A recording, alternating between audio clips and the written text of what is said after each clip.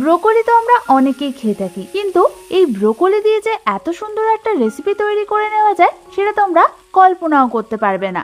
তাই আজকে আমি তোমাদের জন্য নিয়ে এসেছি দারুণ স্বাদের ব্রোকলির একটা কাবাবের রেসিপি, যার নাম মালাই ব্রোকলি কাবাব। তাহলে চলো এটা বানাতে আমাদের কি কি লাগছে সেটা দেখে নিই। আর আমি সুস্মিতা তোমাদেরকে আমার চ্যানেল ইয়ামিরস বাংলাতে স্বাগত জানাই। আমি এখানে দুখানা মিডিয়াম সাইজের ব্রোকলি নিয়ে নিয়েছি। এবার আমি এই ব্রোকলিগুলোকে কেটে নেব। তার জন্য প্রথমেই ব্রোকলির পিছনের অংশটাকে কেটে নেব। এবার আমাদের এক এক করে ব্রোকলির ফুলগুলোকে কেটে নিতে হবে। ব্রোকলির ফুলগুলো কাটার সময় ফুলগুলোর সাইজ যদি অনেক বেশি বড় হয় তাহলে সেগুলোকে তোমরা মাঝখান থেকে হাফ করে নেবে। তোমরা দেখো আমাদের সমস্ত ব্রোকলিগুলোই কাটা হয়ে গেছে। এবার আমি অন্যদিকে গ্যাস জ্বালিয়ে একটা কড়াইয়ের মধ্যে কিছুটা পরিমাণ জল গরম বসিয়ে দিয়েছি। এবার আমি ওই গরম জলের মধ্যেই দিয়ে দেবো 1 চামচ পরিমাণ নুন। তারপর ওর মধ্যে আমি কেটে রাখা ব্রোকলিগুলোকে দিয়ে দেব। এবার আমাদের এই ব্রোকলিগুলোকে গরম জলের মধ্যে প্রায় 4 থেকে 5 মিনিটের জন্য রেখে দিতে হবে।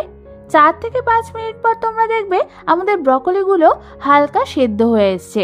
ঠিক এই সময় আমি অন্যদিকে একটা বাটির মধ্যে বরফ দেওয়ার ঠান্ডা জল নিয়ে নিয়েছি। এবার আমাদের এই ব্রোকলিগুলোকে গরম জল থেকে তুলে নিয়ে এই ঠান্ডা বরফ দেওয়া জলের মধ্যে দিয়ে দিতে হবে। এই প্রসেসটা করলে কিন্তু তোমাদের ব্রোকলির কালারটা চেঞ্জ হয়ে যাবে না, সবুজই থাকবে। প্রায় 1 মিনিটের জন্য চুবিয়ে রাখার পর এই ব্রোকলিগুলোকে আইস ওয়াটার থেকে ভালো মতো জল ঝরিয়ে নিয়ে একটা অন্য পাত্রে তুলে নিতে হবে। আমাদের সমস্ত ব্রোকলিগুলোকেই কিন্তু ভালো মতো জল ঝরিয়ে নিয়ে একটা বাটির মধ্যে তোলা হয়ে গেছে। এবার এটাকে সরিয়ে রেখে অন্যদিকে আমি একটা মিক্সার গ্রাইন্ডার জারের মধ্যে নিয়ে নিয়েছি 5 থেকে 6টা এলাচ, 1 চামচ পরিমাণ সামরিচ, আর নিয়ে নিয়েছি 1/4 পরিমাণ জায়ফল। এবার আমাদের এই সবগুলোর একটা ফাইন পাউডার বানিয়ে নিতে হবে। তোমরা দেখো আমাদের মশলাগুলোর ফাইন পাউডার একদম রেডি হয়ে গেছে।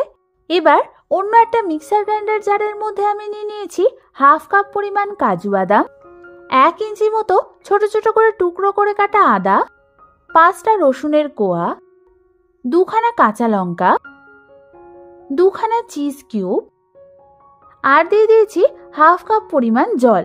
এবার আমাদের এই সবগুলোর একটা স্মুথ পেস্ট বানিয়ে নিতে হবে।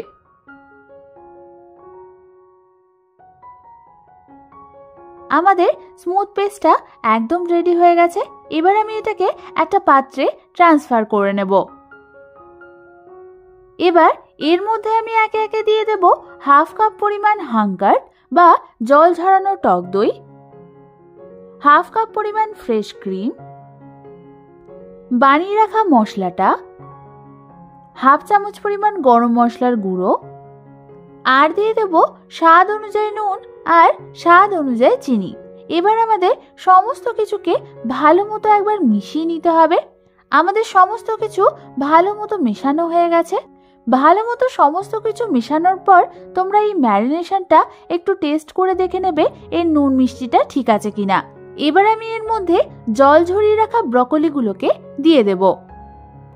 সমস্ত ব্রোকলিগুলো দেওয়া হয়ে গেলে এই ম্যারিনেশনটার সাথে আমাদের ব্রোকলিগুলোকে ভালো করে মাখিয়ে নিতে হবে।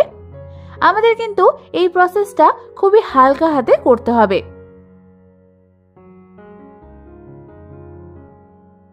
তোমরা দেখো আমাদের ম্যারিনেশনটাকে ব্রোকলির গায়ে ভালো মতো মাখানো হয়ে গেছে। এবার আমি অন্যদিকে কাবাব গাঁথবার জন্য জলে ভেজানো স্কিওয়ার্স বা কাঠি নিয়ে নিয়েছি। এবার একটা একটা করে ব্রোকলি নিয়ে সেগুলোকে আমাদের কাঠির মধ্যে ঠিক এইভাবে গেঁথে নিতে হবে।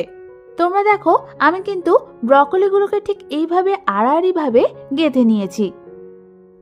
ব্রোকলিগুলো কাঠির মধ্যে গাঁথা হয়ে গেলে এর উপর দিয়ে আমি অল্প অল্প করে ম্যারিনেশন মাখিয়ে দেব। আমাদের একটা কাঠিতে ব্রোকলিগুলো গাঁথা হয়ে গেছে।